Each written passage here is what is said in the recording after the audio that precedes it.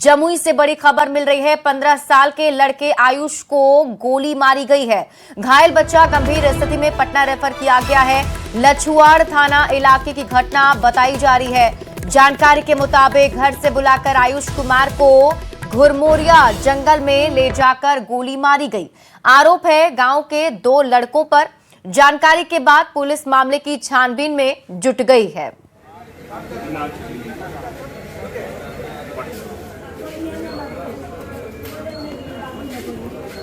हम लोग के बचवा बुला के ले गया तो हम लोग को क्या पता है। कौन ले गया?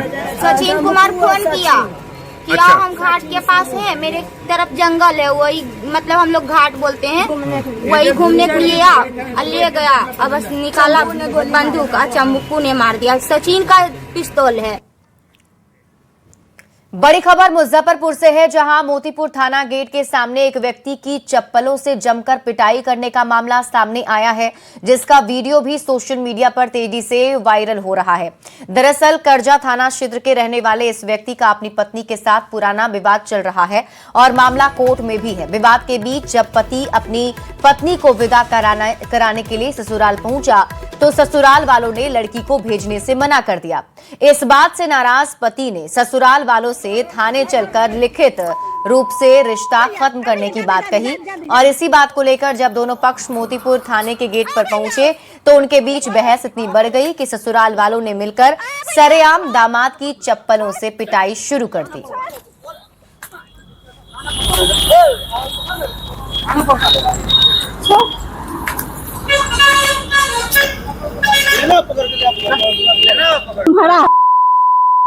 मोतीपुर थाना परिसर के गेट के समीप अनिल तिवारी नाम के व्यक्ति, जो कि बड़का गांव करजा के रहने वाले हैं, उन्होंने अपनी पत्नी और पत्नी के भाई के साथ कुछ झड़प हो गया है दोनों के बीच। इस संबंध में थाना अध्यक्ष द्वारा तुरंत संज्ञान लेते हुए दोनों पक्ष को थाना पर बुलाया गया है। अनिल तिवारी और उसकी पत्नी के बीच लंबे समय से विवाद चल रहा है। इस संबंध में कोर्ट कंप्लेंट भी दर्ज किया गया है। थानाध्यक्ष द्वारा आवेदन लेकर अग्रिम कार्रवाई की जा रही है। सासाराम से बड़ी खबर है, जहां बघेला थाना क्षेत्र के गोसाईपुर गांव में विवादित जमीन पर धान की रोपनी को लेकर 2 पक्षों के बीच मारपीट हो गई, जिसमें 8 लोग घायल हो गए। घायलों को बेहतर इलाज के लिए नोखा प्राथमिक स्वास्थ्य केंद्र से सासाराम सदर अस्पताल लाया गया और इस दौरान ट्रॉमा सेंटर परिसर में भी दोनों पक्षों की महिलाएं आपस में भिड़ गईं और जमकर थप्पड़ मुक्के चलने लगे। अस्पताल परिसर में हुई इस मारपीट का वीडियो भी सामने आ गया है। मामले में 7 लोगों को पुलिस ने हिरासत में ले लिया है। पुलिस अब पूरे मामले की जांच कर रही है।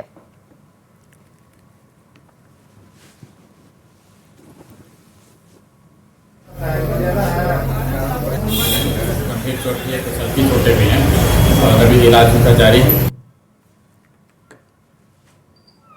खबर आपको बाढ़ से बताते हैं, जहां अथमलगोला प्रखंड के उत्क्रमित मध्य विद्यालय सूरजपुरा में एक शिक्षक की शर्मनाक हरकत सामने आई। शिक्षक ने तीसरी कक्षा की छात्रा की इतनी बर्बरता से पिटाई की, उसके पीठ पर निशान पड़ गए। दरअसल परीक्षा के दौरान जब शिक्षक मनीष कुमार ने रोल नंबर पूछा तो 2 छात्राओं ने सेम रोल नंबर बता दिया। इस बात से गुस्साए शिक्षक ने छात्रा साक्षी कुमारी की छड़ी से बेरहमी से पिटाई कर दी।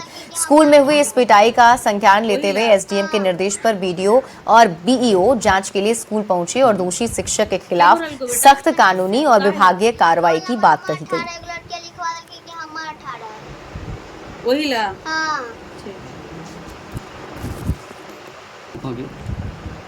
बेटा काहेला रोल नंबर हम 18, एक लड़के लिखवा दे कि हम 18। तस्वीर भी हम आपको दिखा रहे हैं और बच्ची का वो बयान भी आप सुन रहे हैं। जब उनसे पूछा जा रहा है कि क्यों आपको पीटा गया, किसने पीटा, तो बता रही हैं कि शिक्षक ने पिटाई की है और इसलिए पिटाई की है क्योंकि रोल नंबर सेम बता दिया था। हालांकि आरोपी शिक्षक ने भी अपनी गलती मानी है। अथमलगोला की खबर आपको बता रहे हैं, जहां शिक्षक की बर्बरता सामने आई। सेम रोल नंबर बताने पर शिक्षक इतने ज्यादा भड़क उठे कि छात्रा की छड़ी से बर्बरता से पिटाई कर दी है।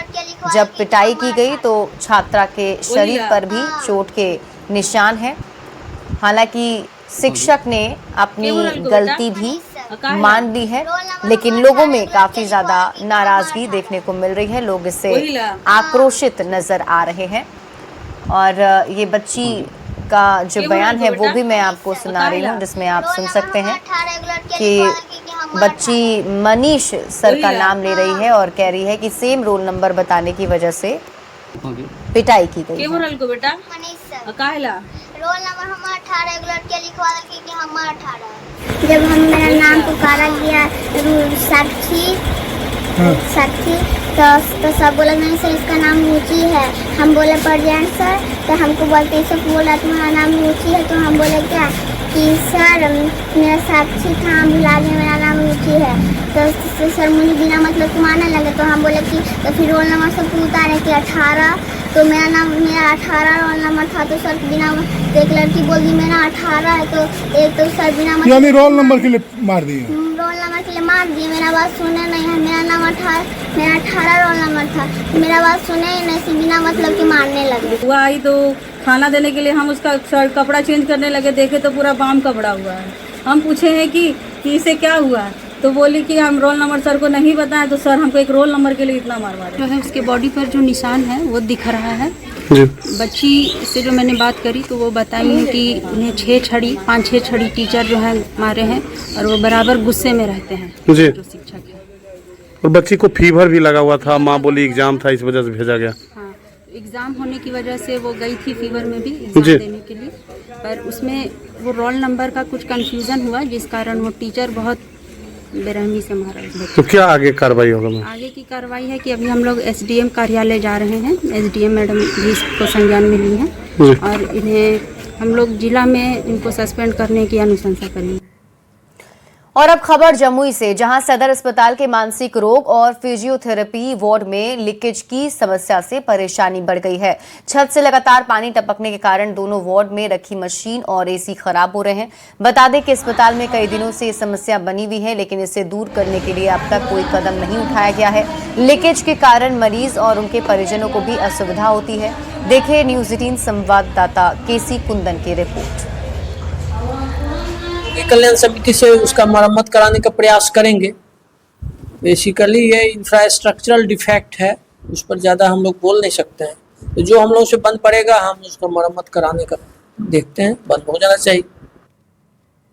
जमुई जिले के सदर अस्पताल का जो मानसिक रोग विभाग है और या फिर जो फिजियोथेरेपी वार्ड है, वहाँ सीपेज की परेशानी से कर्मी परेशान है। जैसा कि देख सकते हैं कि यह मानसिक रोग विभाग है और वहीं अगर देखा जाए तो यह फिजियोथेरेपी वार्ड है। फिजियोथेरेपी वार्ड में भी सीपेज की को लेकर परेशानी है और इसमें देखा जाए तो मशीनें खराब हो रही हैं। छत से जो पानी टपक रहा है उससे मशीनें खराब हो रही हैं और जो एसी लगा हुआ है जो फिजियोथेरेपी वार्ड में वो भी नहीं चल पा रहा है।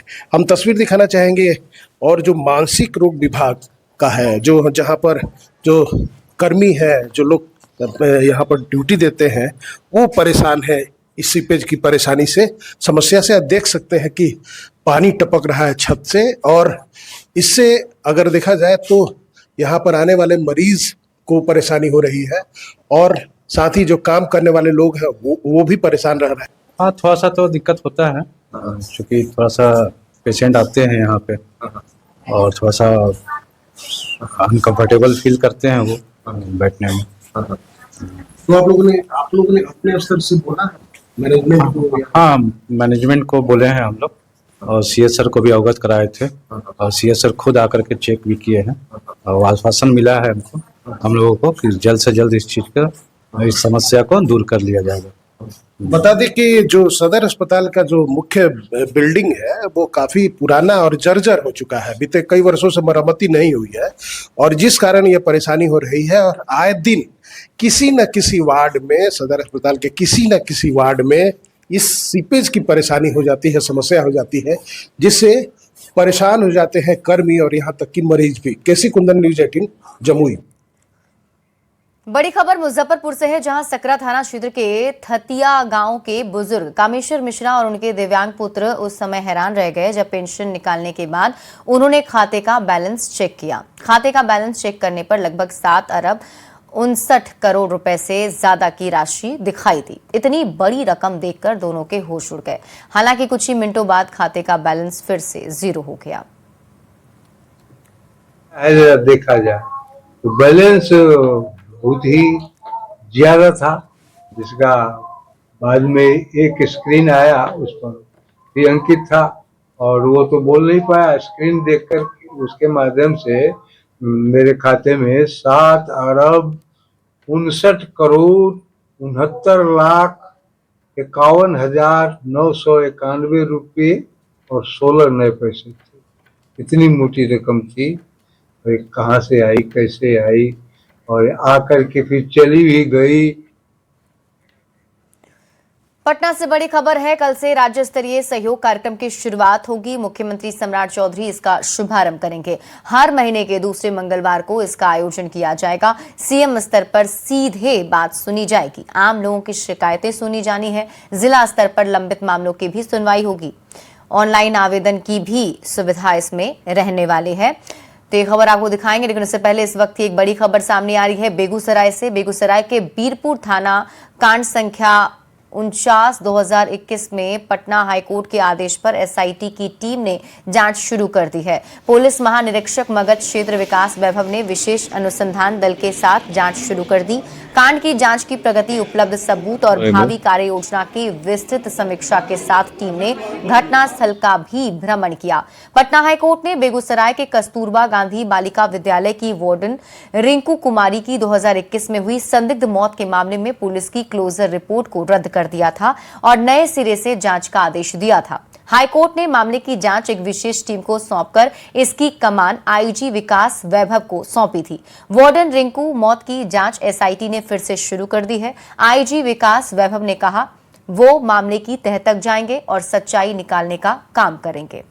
बीरपुर थाना क्षेत्र बेगूसराय में वर्ष 2021 के 4 अप्रैल को यहाँ जो वार्डन थी उनको मृत पाया गया था और इस संबंध में हत्या का मुकदमा दर्ज किया गया था थाने में। उसकी फाइनल फॉर्म पुलिस के द्वारा सबमिट की गई थी। इन पूरी परिस्थितियों को माननीय उच्च न्यायालय ने संदिग्ध मानते हुए इस घटना की पुनः नए सिरे से जांच करने का आदेश दिया है। तो मुझे इसके लिए प्राधिकृत किया गया। आज से इस केस का जांच हम लोगों ने प्रारंभ कर दिया है। अनेक बिंदु हैं जिस पर हम लोग जांच करेंगे। सारे डॉक्यूमेंट्स भी उसको प्राप्त कर रहे हैं। लोगों से हम लोगों ने अपील की है, जो भी इसके बारे में जानते हैं पुलिस को निश्चित रूप से सूचना दें। इसको तह तक पहुंचकर जो सच्चाई है उसको निकालने का काम एसआईटी करेगी। देखिए, अभी तक जो हम लोगों ने अध्ययन किया है उसमें इस केस को सुसाइड मानते हुए तथ्य की भूल समर्पित किया गया था। लेकिन इस पूरे प्रकरण में माननीय उच्च न्यायालय ने भी अनेक विषयों को संदिग्ध माना है, अनेक विषयों पर डाउट्स एक्सप्रेस किए हैं और जो हम लोग भी देख रहे हैं तो अनेक ऐसे विषय हैं जिस पर जांच होनी चाहिए थी, तो हुई ठीक से या नहीं हुई, इन सभी विषयों पर हम लोग जांच करें। और राष्ट्रीय अध्यक्ष नितिन नवीन पटना पहुंचते ही बांकीपुर विधानसभा उपचुनाव की तैयारी में जुट गए हैं। नितिन नवीन ने बांकीपुर मंडल अध्यक्ष और शक्ति केंद्र के प्रमुख के साथ बैठक की और इस दौरान संगठन से जुड़े कई नेता भी मौजूद रहे। वहीं इस बैठक में मुख्यमंत्री सम्राट चौधरी के साथ पार्टी के कई बड़े नेता भी पहुंचे। अब बिल्कुल देखिए, जो उम्मीदवार हैं वो भी अध्यक्ष पार्टी के नेता हैं।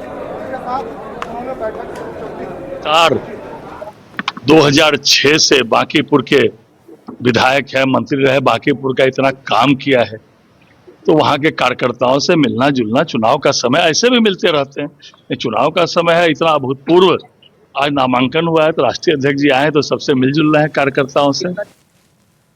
बांकीपुर विधानसभा उपचुनाव में बीजेपी के उम्मीदवार ने नामांकन कर दिया और आज भारतीय जनता पार्टी के राष्ट्रीय अध्यक्ष नितिन नवीन यहां पर पहुंच चुके हैं और नितिन नवीन पार्टी के नेताओं और कार्यकर्ताओं के साथ इस वक्त बैठक कर रहे हैं। तमाम जो पार्टी के जो मंडल अध्यक्ष हैं, जो बूथ के अध्यक्ष हैं, पार्टी के जो अन्य नेता हैं, उनके साथ यह बैठक चल रही है और देखिए काफ़ी गर्मजोशी से राष्ट्रीय अध्यक्ष का यहाँ पर स्वागत हो रहा है और कहा जा सकता है कि उपचुनाव का जो मोर्चा है वो खुद नितिन नवीन ने संभाल लिया है, क्योंकि इसी बांकीपुर से नितिन नवीन विधायक हुआ करते थे और अब भारतीय जनता पार्टी के दूसरे उम्मीदवार नीरज कुमार सिन्हा मैदान में हैं और इस चुनाव के लिए नितिन नवीन खुद देखिए पटना पहुंचे हैं और पार्टी के नेताओं और कार्यकर्ताओं के साथ इस वक्त बैठक कर रहे हैं। शैलेंद्र, न्यूज़ 18 पटना।